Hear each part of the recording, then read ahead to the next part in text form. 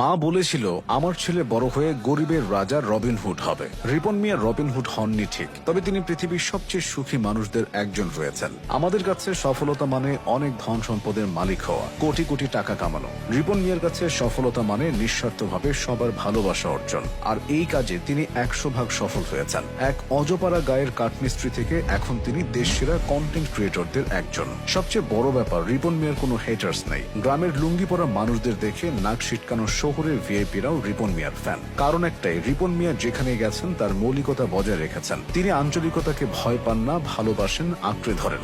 রিপন মিয়াকে প্রশ্ন করা হয়েছে, যদি গ্রামের জীবন ছেড়ে শহরের সবচেয়ে আলিশান ফ্ল্যাটে থাকার সুযোগ হয় তাহলে আপনি কি করবেন?